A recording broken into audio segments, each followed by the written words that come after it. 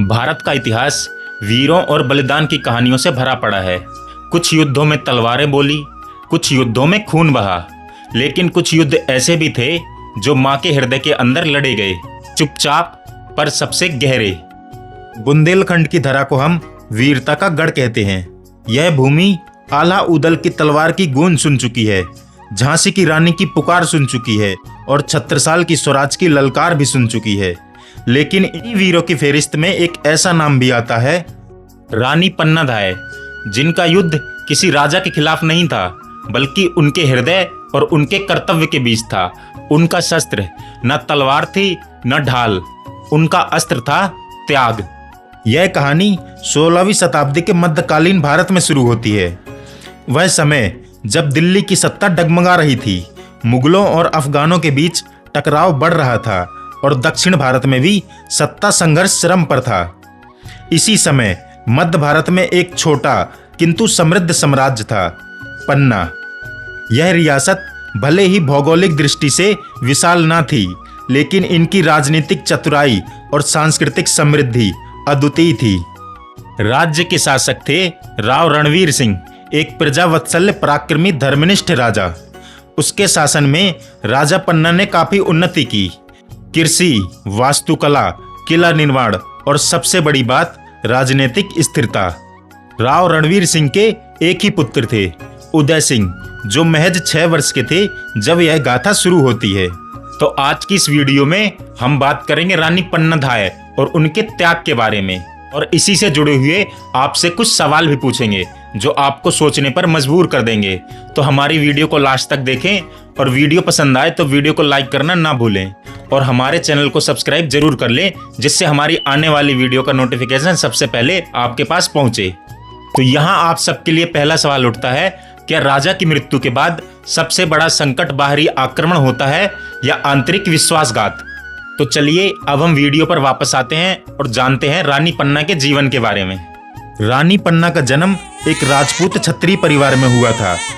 उनके पिता खुद एक राज सेवक थे और उनका पालन पोषण युद्ध कला, नीति और धर्मशास्त्र के साथ हुआ। परंतु पन्ना ने अपनी प्रतिभा से एक दासी नहीं, बल्कि एक राजनीतिक संरक्षक और एक पालिका मां का दर्जा पाया। जब राव रणवीर सिंह की पत्नी का निधन हुआ, तब राजकुमार उदय सिंह के लालन पालन की जिम्मेदारी पन्ना को दी गई।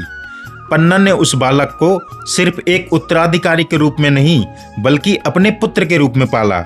उन्होंने उसे जीवन के हर पहलू की शिक्षा दी, धर्म और नीति का पाठ, शस्त्र और शास्त्र का संतुलन, प्रजापालक बनने की जिम्मेदारी। राजमहल के हर कोने में जब भी राजकुमार की हंसी गूंजती थी, लोग कहते थे, ये बच्चा रानी पन्ना की छाया में पल रहा है, तभी इतना शांत और तेजस्वी है। इतिहासकार लिखते हैं कि पन्ना ने कभी इस बात को नहीं जताया कि वो राज परिवार की सदस्य नहीं थी। उनके कर्म, उनकी निष्ठा और उनका मातृत्व ही उनका परिचय था। अब आप सोचिए, क्या मातृत्व केवल खून का रिश्ता होता है या पालन पोषण, स्नेह और त्याग से भी मां बना जा सकता है? लेकिन जैसे हर शांत समुद्र के नीचे कभी न कभी लहरें उठती हैं, पन्ना के जीवन में भी एक ऐसी रात आने वाली थी। उनका मातृत्व, उनका कर्तव्य और उनका हृदय एक दूसरे से टकराएंगे और उस टकराव से निकलेगा इतिहास का सबसे हृदय विदारक बलिदान। राव रणवीर सिंह की मृत्यु राज्य के लिए एक गहरी चोट थी। सिर्फ राजा नहीं गया था, बल्कि उसके साथ राजनीतिक स्थिरता और संतुलन भी चला गया था। राज्यसभा में अब गूंज रहा था कि अगला शासक कौन होगा। हालांकि यह स्पष्ट था कि उत्तराधिकारी राजकुमार उदय सिंह ही होंगे, लेकिन उनकी उम्र मात्र 6 वर्ष थी। शासन चलाने की क्षमता नहीं और ना ही सैन्य अनुभव। यह वही समय था जब सत्ता की भूख ने सिर उठाया। बनवीर ने इस समय को अपने राजा बनने के लिए सबसे उचित माना। बनवीर, जो राव रणवीर सिंह के सौतेले भाई का पुत्र था, दरबार में एक राज परिवार का सदस्य तो था, लेकिन राजगद्दी से कोसों दूर। परंतु मन में उसकी महत्वाकांक्षा सुलग रही थी। उसने मन ही मन सोचा, अगर कोई उत्तराधिकारी ना हो तो क्या मैं राजा नहीं बन सकता? अगर उदय सिंह को गद्दी पर बैठाया गया तो मेरा सपना अधूरा रह जाएगा। और इसी सोच ने जन्म दिया एक षड्यंत्र को, उदय सिंह को रास्ते से हटा दो। बनवीर ने महल के अंदर मौजूद अपने कुछ खास लोगों को मिलाया। इनमें से कई लोग गुप्त रूप से उससे सहानुभूति रखते थे और कुछ तो बस स्वार्थवश बिक गए। उसने योजना बनाई कि रात्रि के समय जब पहरेदारों की कड़ी कमजोर होगी तब राजकुमार को मौत के घाट उतार दिया जाएगा, और एक झूठी सूचना महल में फैलाई कि बनवीर पूजा में है, जो राज्य की भलाई चाहता है। यहाँ एक सवाल उठता है कि जब सत्ता के लिए रिश्ता भी मिटा दिए जाएं, तो क्या वह सत्य न्यायपूर्ण होगी? ये हम अपनी कहानी पर वापस चलते हैं। वह रात इतिहास में आज तक दर्ज है, एक माँ के हृदय और राज्य की रक्षा के बीच का संघर्ष। रात के अंधेरे में चारों ओर सन्नाटा पसरा था। पन्ना उदय सिंह को सुलाकर मंदिर में प्रार्थना कर रही थी। तभी महल की एक सेविका दौड़ती हुई आई और उसने पन्ना से कहा, महारानी, बनवीर ने हथियार उठा लिए हैं और वह उदय सिंह को मारने आ रहा है। यह सुनकर पन्ना स्तब्ध रह गई। उसके सामने सिर्फ दो रास्ते थे। पहला, उदय सिंह को लेकर भाग जाए, लेकिन बनवीर को शक हो जाएगा और पूरे महल में खून बहेगा। और दूसरा कि बनवीर को धोखे में रखे और राजकुमार की जगह किसी और की बलि दे दे। पन्ना ने आंखें बंद की और जब खोली तो उसके भीतर सिर्फ एक ही चीज थी, कर्तव्य। उन्होंने अपने पुत्र चंदन को उठाया, उसे नहलाया, राजकुमार के वस्त्र पहनाए और उसी झूले में सुला दिया जहां प्रतिदिन उदय सिंह सोते थे। उदय सिंह को छुपा दिया एक बांस की डलिया में और घास और कंबल से ढक दिया।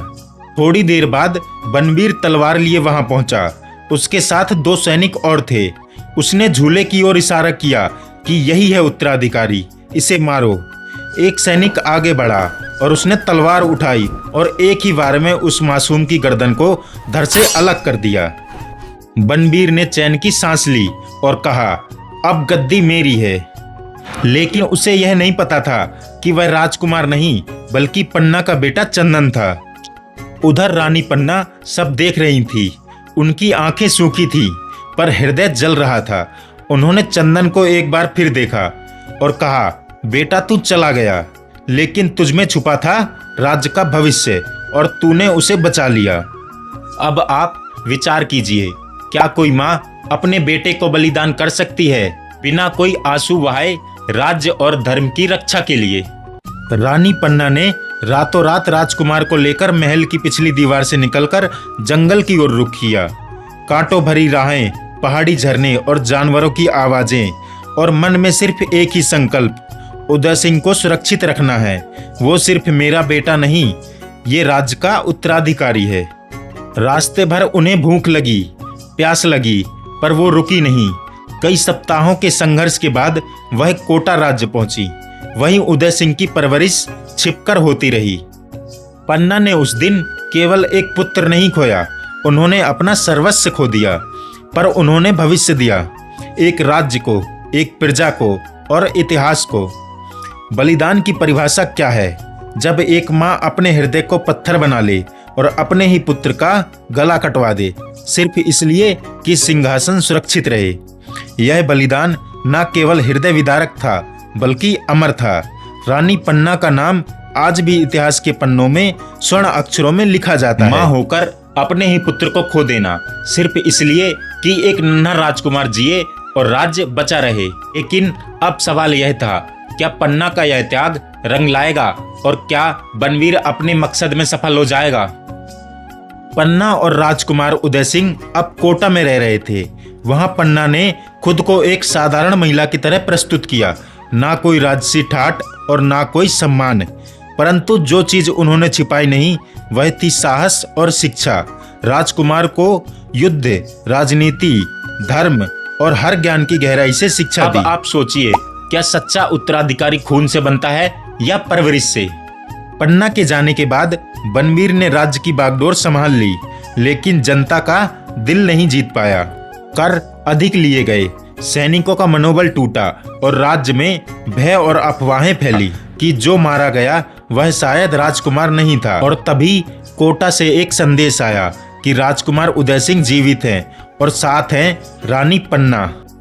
उदय सिंह अब जवान हो चुके थे, लगभग 17 वर्ष के। कोटा के राजा ने उनकी पहचान की पुष्टि कर दी और यह समाचार पन्ना के पुराने वफादार मंत्रियों तक पहुंचा तो पन्ना को शाही आमंत्रण दिया गया कि उदय सिंह को लेकर पन्ना वापस पधारे। वो घोड़ों की टापें, वो धूल का उड़ना और वो गर्व जब रानी पन्ना ने अपने लाडले को लेकर पन्ना की धरती पर दोबारा कदम रखा। राज्यसभा में वह ऐतिहासिक दृश्य हुआ जहां सबके सामने राजकुमार को पेश किया गया। पुराने मंत्री रो पड़े, जनता ने सड़कों पर दीप जलाए और बनवीर को गद्दी से हटा दिया गया। राजकुमार उदय सिंह को सच्चे उत्तराधिकारी के रूप में राज सिंहासन पर बैठाया गया। शंख बजाए गए, नगाड़े बजे और पहली बार वर्षों बाद पन्ना महल के आंगन में खुशी की ध्वनि गूंजी। रानी पन्ना मंच पर नहीं थी, वो महल की छत से चुपचाप देख रही थी। कर्म का फल, त्याग की विजय। अब दर्शकों के लिए यहाँ एक सवाल उठता है, क्या यह न्याय था या नियति का वह अध्याय जो वर्षों पहले लिखा गया था? समय बीतता गया। उदय सिंह ने पन्ना राज्य को एक बार फिर से उन्नति की ओर बढ़ाया, लेकिन जो सबसे गहरा संदेश इतिहास में दर्ज हुआ वह रानी पन्ना का बलिदान और मातृत्व था। पन्ना में आज भी एक स्थान है जहां कहा जाता है कि रानी पन्ना ने अपने पुत्र को अंतिम बार देखा था। वहां एक स्मृति स्थल बना है, पन्ना बलिदान स्थल। राज्य और आम जनता ने उनके लिए मंदिर भी बनवाया जहां वह देवी के रूप में पूजी जाती हैं। स्कूलों में उनके बलिदान की शिक्षा दी जाती है, नाटकों में उनका चरित्र मंचित होता है, लोकगीतों में आज भी गाया जाता है कि पन्ना धाय बिचारी रे, चंदन की बलि दे डारी रे। आज हम त्याग, धर्म और कर्तव्य की बात करते हैं तो रानी पन्ना का नाम अमिट मिसाल बन जाता है। उनकी गाथा हमें सिखाती है मातृत्व सिर्फ जन्म नहीं, परवरिश भी है। कर्तव्य भावना से बड़ा होता है और इतिहास सिर्फ युद्ध से नहीं, त्याग से भी रचा जा सकता है। आप सोचिए, क्या आज के समय में हम भी अपने देश और समाज के लिए ऐसे निस्वार्थ भाव से सोच सकते हैं? रानी पन्ना की कहानी केवल इतिहास नहीं, यह वह आईना है जो हमें बार बार बताता है कि सच्चा शौर्य माँ का आंचल और त्याग होता है। आज भी जब पन्ना की धरती पर सूर्य उगता है तो उसकी किरणें पहले रानी पन्ना की मूर्ति पर पड़ती हैं, जैसे सारा इतिहास उनके सामने सिर झुका रहा हो। अगर आपको यह बलिदान की गाथा प्रेरणादायक लगी तो वीडियो को लाइक करें, कमेंट में जय रानी पन्ना लिखें और इस महान कहानी को अधिक से अधिक लोगों तक पहुंचाएं, क्योंकि बलिदान तब तक जीवित रहता है जब तक कोई उसे याद करता है। तो दोस्तों, ये थी हमारी आज की वीडियो। आप सबको कैसी लगी हमें कमेंट में ज़रूर बताएं और हमारे चैनल को सब्सक्राइब कर लें, जिससे हमारी आने वाली वीडियो का नोटिफिकेशन सबसे पहले आपके पास पहुंचे।